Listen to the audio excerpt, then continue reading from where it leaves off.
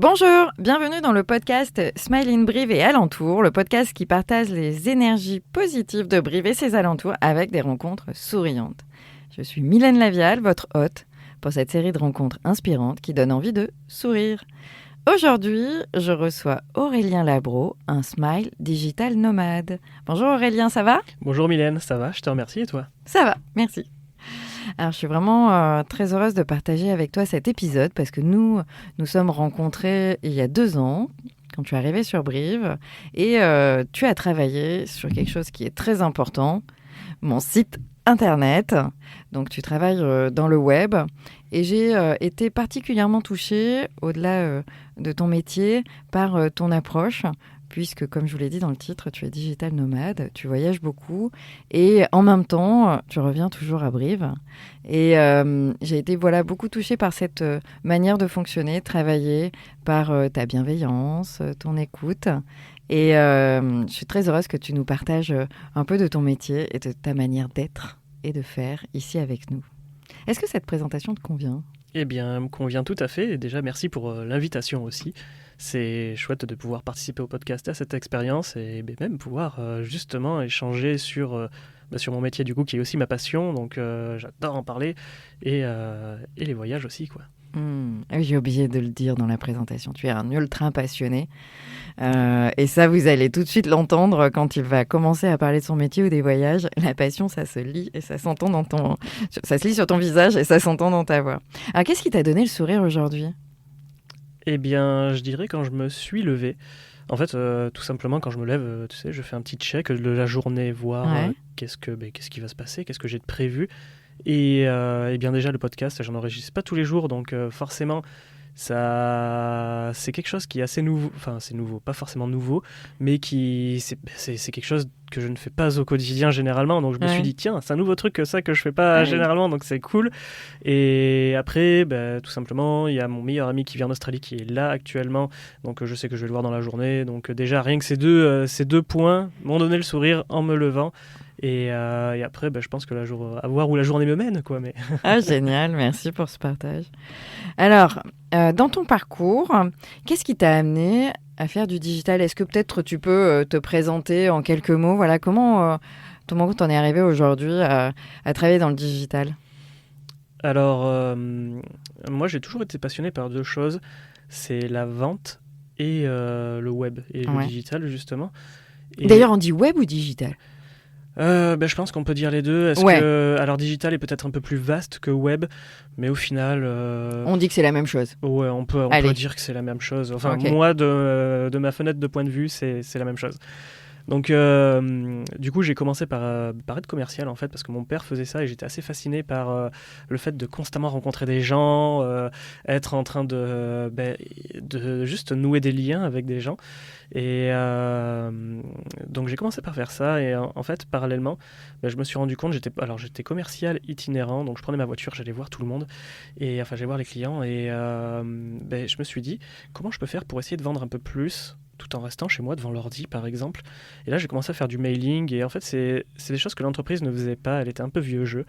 Et du coup j'ai commencé à m'intéresser à toutes ces méthodes un peu de marketing pour augmenter mes ventes, mais alors est-ce qu'il y a un côté finantise peut-être, mais en restant chez moi. Efficacité peut-être, oui c'est vrai, plus que finantise, parce que prendre sa voiture, faire 2 heures de route pour voir un client, pour passer une commande, alors que rester chez moi en 1 heure où je pouvais faire mailing et toucher 100 clients, c'était des choses complètement différentes. Donc certes c'était plus productif, ça faisait moins de coûts pour la boîte aussi, et donc j'ai commencé par ça. Alors après j'ai commencé à pas mal étudier donc des podcasts, des bouquins, des vidéos YouTube.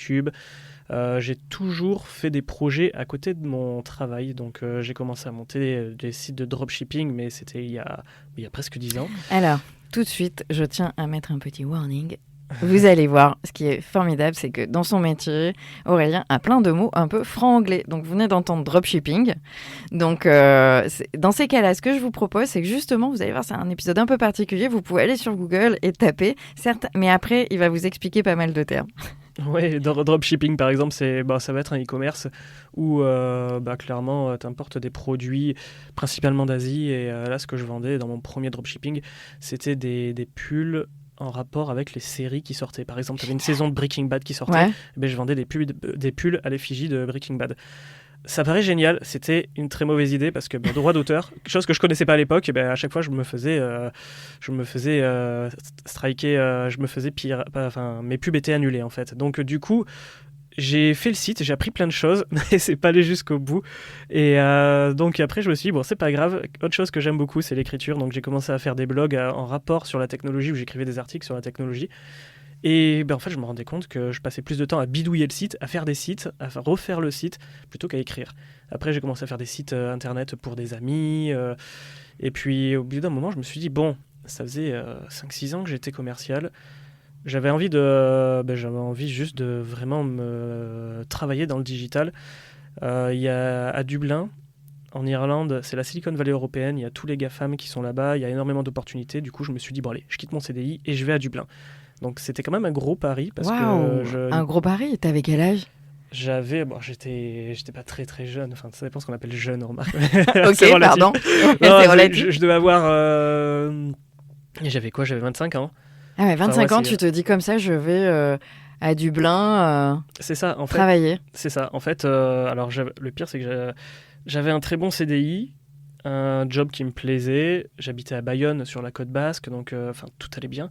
Et je me suis dit, bon, j'aimerais passer un peu à l'étape supérieure, j'aimerais apprendre l'anglais, je parlais pas un mot d'anglais, et j'aimerais travailler dans la tech.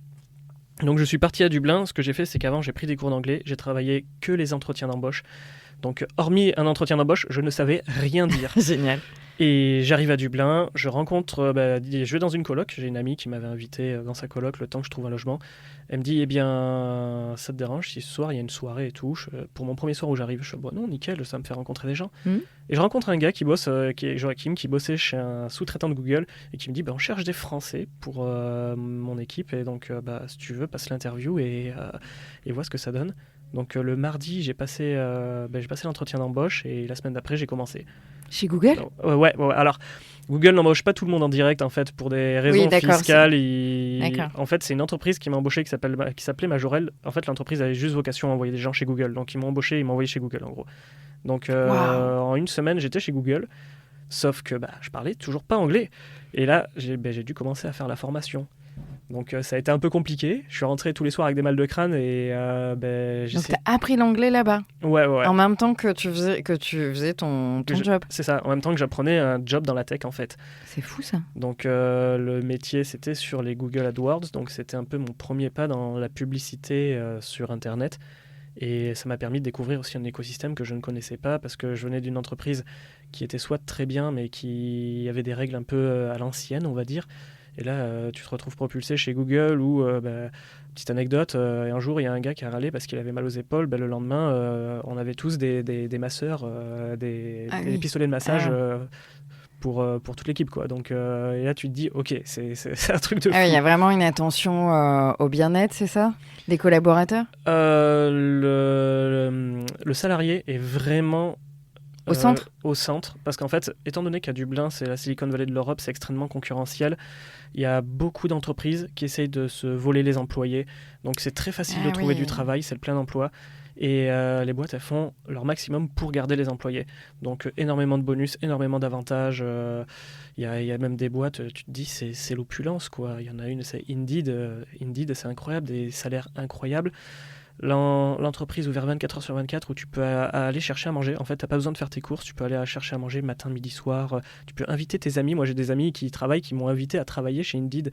Alors, je travaillais, sur mes projets à moi, mais j'étais dans les bureaux d'Indeed et j'avais tous les avantages. Ils offrent la possibilité de faire des bureaux partagés pour des personnes extérieures. Exactement, ouais. Ça, c'est une ouverture, c'est incroyable. Ah, c'est ça. Et donc, t'as resté combien de temps chez Google à Dublin ? Un peu plus d'un an. Je suis resté un peu plus d'un an. En fait, après, il y a eu le Covid qui est arrivé et du coup, c'était un peu complexe. Le confinement en Irlande était très, très strict. Et au bout d'un moment, j'en ai eu marre et j'avais envie de me lancer. Et t'es revenu à Brive ? C'est ça. Je commençais à me lancer à mon compte parallèlement et je me suis dit, allez, faut sauter le pas et je me lance à mon compte à 100% comme ça. Je suis revenu à Brive et puis en avant, quoi. Et là, t'es devenu créateur de site web ? C'est ça, exactement. En fait, ça faisait un moment que je faisais des sites. C'est parti d'un constat extrêmement simple. J'ai un ami qui, en fait, si tu veux, pour Google, il y avait pas mal de journées où on travaillait 5 heures et donc le reste, il fallait qu'on reste dans l'entreprise. Mais soit on pouvait faire du ping-pong ou on pouvait faire ce qu'on voulait. Mais moi, je restais sur l'ordi et justement, je faisais des sites pour des amis. Et un jour, j'ai un collègue de boulot, il me fait « Mais tu sais que tu pourrais les vendre, tes sites ?» Ouais. Et je me suis dit bonne idée. Punaise, mais pour moi, c'était tellement un jeu, en fait, de les faire. Je fais « Ah ouais, j'avoue, c'est vrai, ça m'était même pas venu à l'esprit. » Monétiser sa passion, quoi. Ouais, c'est ça m'était même pas venu à l'esprit. Et du coup, voilà, après, c'est comme ça que je me suis lancé. Que je me suis lancé à 100%. Et qu'on a la chance de t'avoir à Brive et que tu fais des sites internet formidables. Voilà, c'est ça. Alors, est-ce que tu nous as parlé de pas mal de termes, mais je trouve que c'est intéressant parce que tu es vraiment un expert et un spécialiste. Peut-être en 2 mots, si je te dis quelques mots, nous donner ta définition. Hein. Alors, site internet, c'était clair, je pense, pour tout le monde, mais peut-être Grow Marketing. Growth marketing, du coup, ça serait croissance d'entreprise, tout simplement. Ok, donc c'est des techniques pour faire grandir les entreprises via le web. C'est ça. Moi, ce que je dis souvent, c'est que je suis un peu le commercial de l'entreprise, mais en ligne. Ok. Meta Ads ou Facebook Ads. Quand on dit des ads, tout à l'heure, tu as dit que tu avais fait des Google Ads. Régie publicitaire, du coup. Voilà, c'est les publicités en ligne. SEO. Référencement Google. Ouais. WordPress. Site internet. Site internet.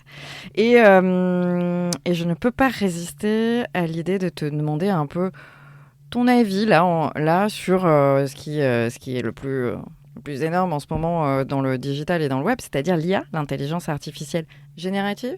On dit IA générative, d'ailleurs, je sais pas. Et donc, quel est ton point de vue ? Qu'est-ce que tu pourrais nous dire, toi, en tant que spécialiste du digital ? Alors, les IA, c'est un sujet assez clivant, on va dire. Moi, de ma fenêtre, ça me fait gagner beaucoup de temps. Ça m'ouvre des nouvelles possibilités que je peux proposer à mes clients, des possibilités qui peut-être avant auraient nécessité, je sais pas, une 30aine d'heures de travail, un budget faramineux. Et là, quelque chose que je peux faire en 1 heure, à moindre coût. Donc, ça développe vraiment de nouvelles opportunités. Après, malheureusement, s'il va y avoir un changement de paradigme, c'est sûr qu'en termes d'emploi ou autre, il va y avoir une transition. Moi, j'essaie de prendre du recul et de me dire que tout au long un peu de notre existence, il y a eu des révolutions aussi grandes que l'IA, pas, j'en sais rien. Mais par exemple, moi je pense souvent quand les tracteurs ont existé, est-ce que tous les agriculteurs ont été au chômage du jour au lendemain du coup ? Parce que je pense que peut-être qu'avant pour labourer un champ, il fallait, je vais dire une bêtise, mais 20 agriculteurs et avec le tracteur, t'en as besoin qu'un ou deux. Donc ce genre de choses m'inquiète moins que par exemple, il y a un danger qui est peut-être plus important que l'IA dont on parle peu, c'est plus les algorithmes de recommandation. C'est-à-dire, tu es devant Netflix, Netflix va te proposer des films, tout ce que en fait, les gens te proposent, enfin tout ce que ces algorithmes te proposent, par exemple dans les musiques aussi. Comment on appelle ça ? La psychologie de l'audience, en fait, c'est comment c'est l'étude pour garder toujours le lecteur, en fait, l'utilisateur captif, en fait. Oui. C'est l'attention. Mais même au-delà de ça... C'est la science de l'attention, en fait, c'est ça ? Ça va te faire découvrir par exemple, si je reprends l'exemple de Netflix, ça va te mettre des films et des séries que Netflix pense que tu vas aimer. Mais du coup, tu vas avoir une vision un peu bridée. C'est-à-dire qu'il y a plein d'autres séries que tu vas pas voir que tu pourrais potentiellement aimer. Et tu vas avoir les yeux sur ce que l'on va te montrer. Et alors pour Netflix, c'est pas très grave. En revanche, pour tout ce qui est réseaux sociaux, par exemple, Facebook, Instagram ou autre, c'est très dangereux. Notamment pour là on part direct dans un sujet, mais pour je sais pas si tu as entendu parler de l'affaire Cambridge Analytica sur la première élection de Trump. Par exemple, ils montraient des vidéos à des personnes sur Facebook pour qui allaient dans le sens en fait pour faire voter telle ou telle personne. C'est ça. Il y a une influence qui se met en place. Exactement. Et ça crée une bulle où finalement la question qui va être là au-delà de l'outil et de l'IA, c'est comment est-ce que je reste l'esprit ouvert, comment je fais un pas de côté et comment je garde mon propre discernement peut-être pour choisir c'est ça, parce que je regarde et pas laisser l'IA ou l'algorithme choisir ce que je vais avoir comme information, c'est ça ? C'est ça, en fait, alors ça c'est plus les algorithmes de recommandation. Beaucoup de gens sont très apeurés par l'IA, et ça c'est plus dangereux que l'IA, je trouve. L'IA, peut-être un jeu, enfin, quelque chose à jouer dedans, mais pour l'instant, c'est pas au point où c'est vraiment... Tu nous as un peu décomplexé de l'IA, en fait. Ouais, non, vraiment. Allez, je peux te prendre un exemple très simple. On a fait un test avec une boîte à Montréal où, en fait, dès que cette entreprise avait un nouveau client, les commerciaux devaient enregistrer une vidéo d'1 heure pour, on va dire, faire un tuto pour les clients. Donc, ça prenait 1 heure de temps d'un commercial d'enregistrer la vidéo. on a trouvé un moyen de le faire avec une intelligence artificielle en 5 minutes. Donc le commercial s'enregistre pendant 2 minutes et en fait ça va capter ses mimiques, ça va reproduire des vidéos de lui. Il y a juste à écrire un texte personnalisé pour chaque client. Et en termes de process d'onboarding de clients, ça va beaucoup plus vite. Et pour peut-être 70 € par mois, donc sachant qu'il y a, je sais pas, 50, peut-être pas 50 commerciaux, mais il y a beaucoup de commerciaux, ça représente un coût minime, quoi. En fait, on parlait un peu au début, c'est qu'on est sur de l'efficacité et de l'efficience. Oui. Après, c'est ce qu'on va en faire. En fait, l'outil en lui-même est intéressant.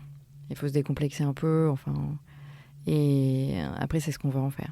Et d'ailleurs, ça nous permet de rebondir sur... j'ai parlé au début que tu étais un digital nomade, et c'est ça aussi qui est passionnant. Tu viens de nous parler de Montréal. Et donc, je rebondis dessus pour que tu nous parles un peu des destinations ces dernières années. Où est-ce que tu as vécu, d'abord, peut-être, les pays, les destinations. Et puis, peut-être nous dire qu'est-ce qui t'a donné envie, en fait, aussi d'avoir cette vie de digital nomade. Alors, les destinations où j'ai vécu, j'en ai fait pas mal, surtout en Europe. En fait, si tu veux, je fonctionne par tranche de 3 mois. Au bout de 3 mois, j'essaye de rester 3 mois dans une ville ou dans un pays. Et au bout de 3 mois, je me dis, bon, allez, je vais ailleurs. Et pour choisir un peu l'endroit où je vais, alors il y a plusieurs manières. Soit vraiment, je suis la petite voix en moi qui me dit, va là-bas, et j'y vais très spontanément. Ou sinon, des fois, je fais des tirages au sort. Je prends 3 villes, par exemple, et je fais sur un bout de papier, je choisis une des villes. C'est vrai ? Ouais. Ou sinon, ce que je fais, c'est que j'essaie de trouver un logement dans plusieurs villes. Et la première ville où j'ai un logement, j'y vais. Donc, t'as fait ça. Alors du coup, t'es allé où ? Alors, si je fais un peu marche arrière, là, les 6 derniers mois, j'étais à Dublin. Avant, j'étais à Montréal pendant 4 mois. L'année dernière, où est-ce que j'étais ? Alors, j'ai fait Singapour, Thaïlande, Indonésie, Montréal encore. À la base, je devais aller à Montréal uniquement pour 1 mois et faire les États-Unis. Au final, je suis resté 4 mois à Montréal. Il y a aussi de ça, je me laisse un peu de liberté. Il n'y a pas vraiment un grand planning de fait. C'est très, très, très spontané. Avant, j'étais au Portugal, Irlande. Irlande, j'y reviens régulièrement parce que j'y ai vécu. Du coup, j'ai pas mal d'amis là-bas. Et je sais que j'en oublie, mais je sais plus comme ça. Les pays que tu as fait en Indonésie ou en... Indonésie, surtout Bali. En gros, comme je disais au début, j'ai mon meilleur ami qui est en Australie, donc ça lui faisait pas très loin. Vous êtes retrouvés. Ouais, c'est ça. Et c'est quoi les avantages pour toi, dans ce style de vie ? Qu'est-ce qui t'a donné envie d'avoir ce style de vie ? Ce qui m'a donné envie d'avoir ce style de vie, je sais pas si tu connais ce livre, ça s'appelle La semaine de 4 heures de Tim Ferriss. Tout à fait, je connais bien. Ouais. Donc voilà, c'est en fait quand j'ai lu ce bouquin, j'ai pris une énorme claque.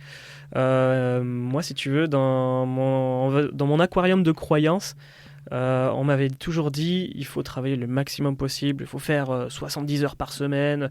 Et je voyais beaucoup de gens autour de moi se vanter de faire ces 70 heures par semaine. Mais en fait, ce livre va complètement à l'encontre de ceci. Il dit plutôt, non, essayez de peut-être travailler un peu moins, de profiter plus de la vie, de faire... Il a un concept de mini-retraite. Au lieu d'attendre 60, 65 ans maintenant peut-être pour avoir des retraites, essayez de prendre des petites retraites tout au long de votre vie et essayez de faire des journées plus courtes, peut-être de voyager, d'être un peu plus libre, d'avoir juste une valise et d'avoir un peu moins d'attaches immobilières. Donc par exemple... Et ça a pas mal résonné en moi en fait, et je me suis dit ok, ça a l'air intéressant comme style de vie, pourquoi pas essayer. Et il y a vraiment un aspect de philosophie derrière ce bouquin. Alors le livre s'appelle La semaine de 4 heures. Il part du principe qu'il veut réduire son temps de travail à 4 heures par semaine. Je suis sûr que Tim Ferriss ne travaille pas 4 heures par semaine, il travaille bien plus. Même moi, quand je travaille pas, j'ai tendance à m'ennuyer, j'aime pas prendre des vacances.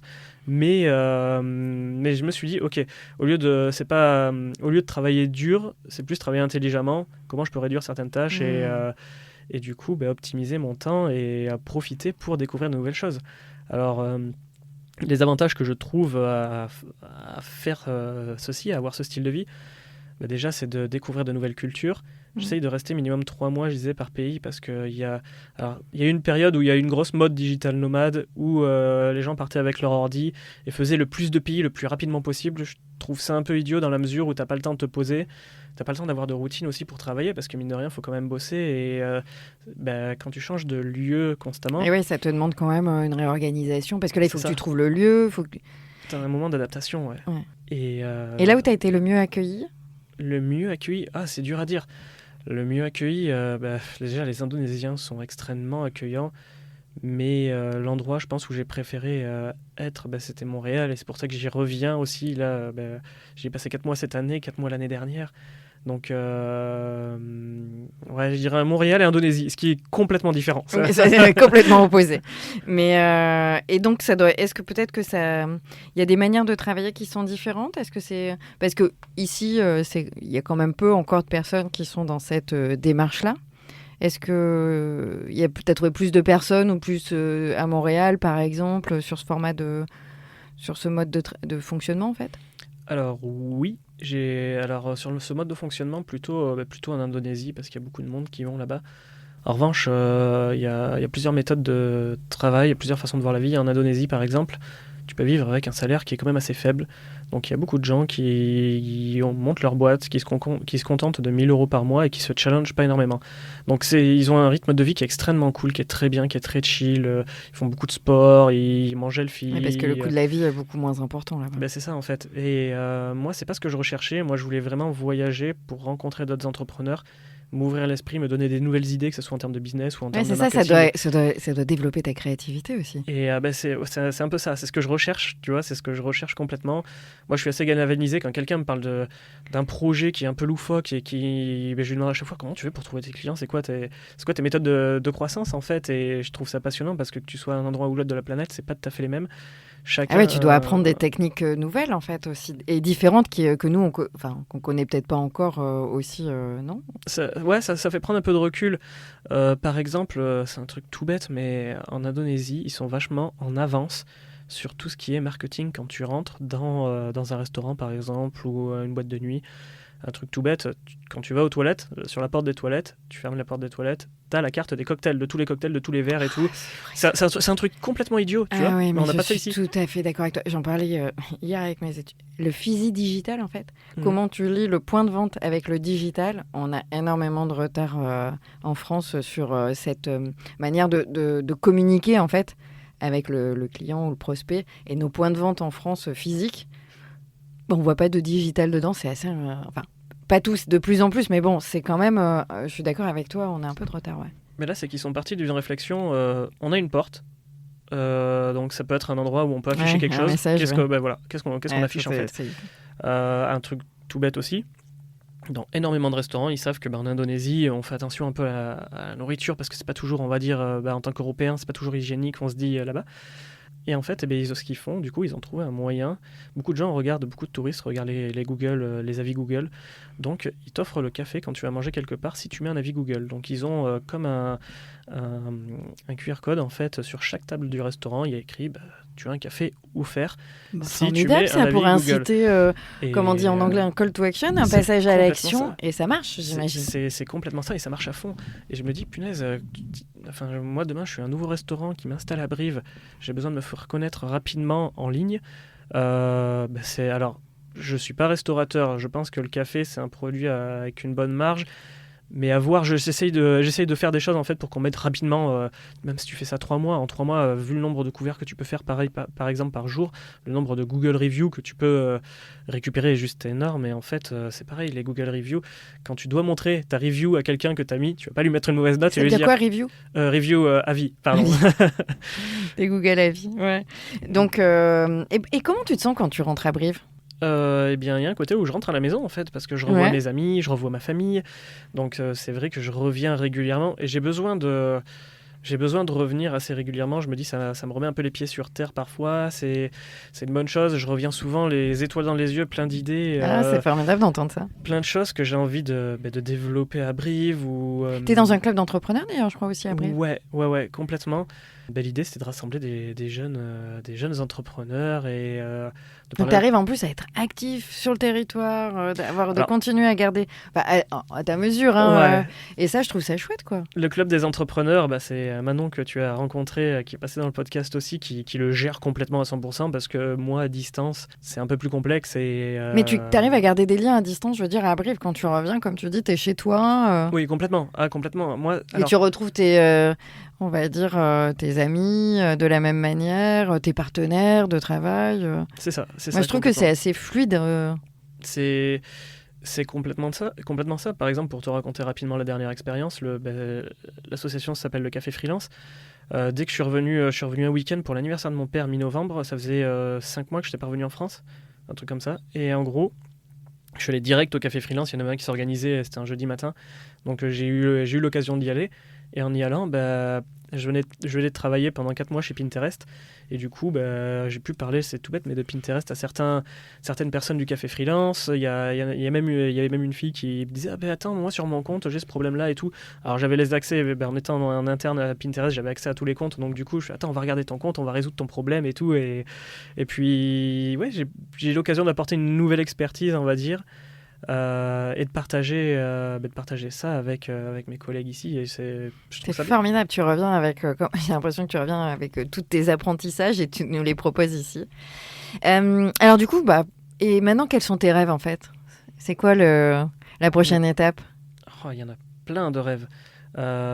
J'ai du mal à différencier rêve et objectif. Alors ton prochain objectif ? Alors à court terme, par exemple, pour cette année, là, je suis en train de passer mon entreprise, on va dire, à une dimension un peu plus internationale. Je faisais beaucoup de local.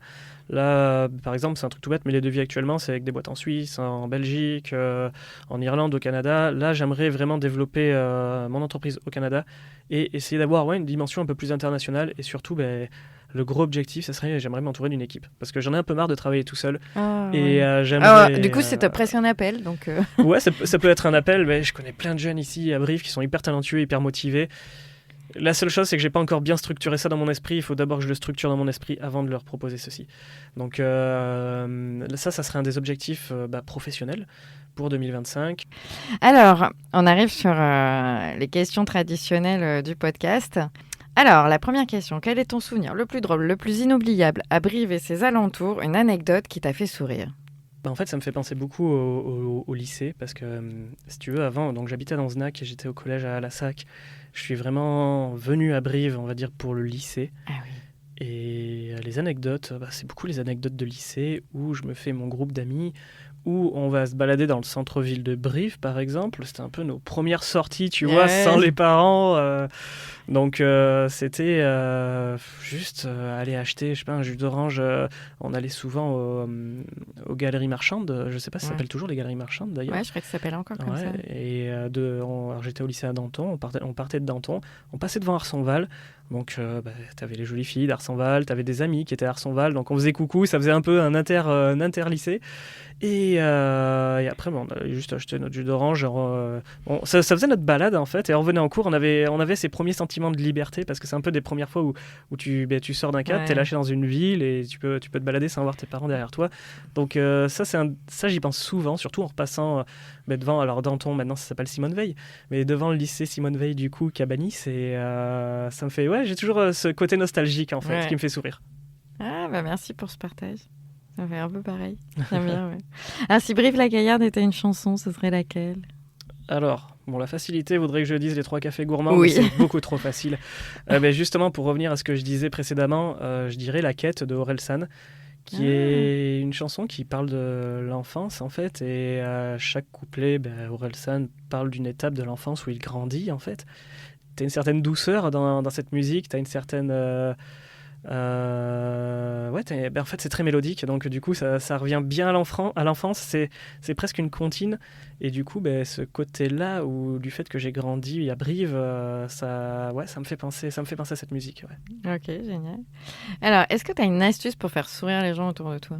J'essaye d'être spontané, le plus authentique possible.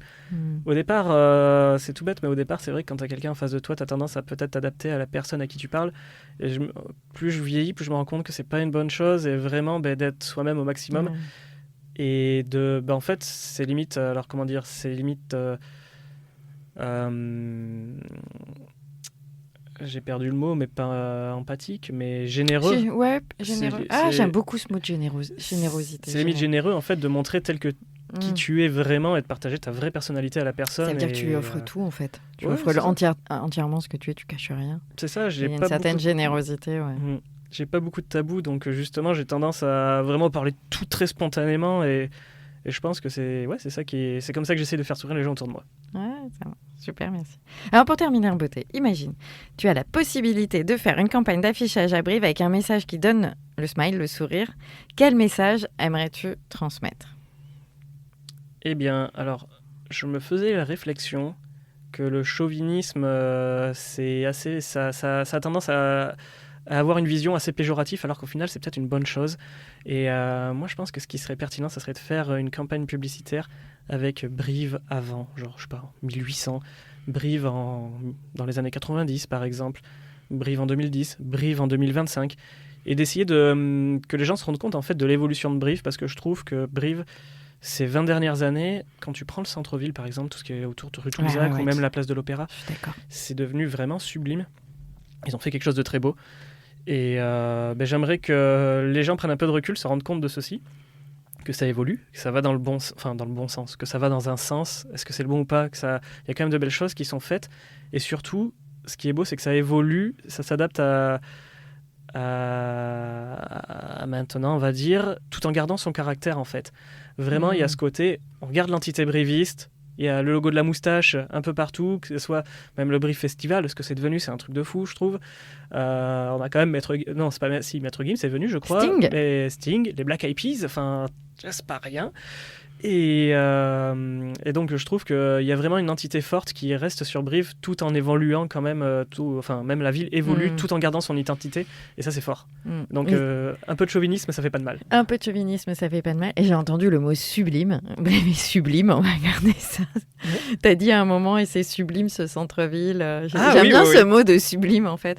Et je partage aussi que ce centre-ville, d'ailleurs, ce que disait aussi dans l'épisode de Manon Alves, ce centre-ville. Donc, un peu de chauvinisme. Et parlons de Brive avant, maintenant, et après, tout en restant authentique, ce qui correspond aussi. Merci beaucoup, Aurélien, pour ce temps partagé, pour tout ce que tu nous as transmis, appris. Merci beaucoup. Et puis, je te souhaite le meilleur avenir. Eh bien, merci à toi, Mylène. Merci de m'avoir invité. Et écoute, c'était une chouette expérience et je te remercie pour tout. Merci. Au revoir. Au revoir. Merci d'avoir écouté Smile in Brive et n'oubliez pas de vous abonner à ce podcast pour être prévenu de l'arrivée des prochains épisodes et retrouver le sourire. Vous pouvez aussi me suivre sur Facebook, Instagram, YouTube en tapant Smile in Brive. Votre soutien est précieux pour ce lancement, alors n'hésitez pas à partager autour de vous et sur les réseaux. Merci, à très vite.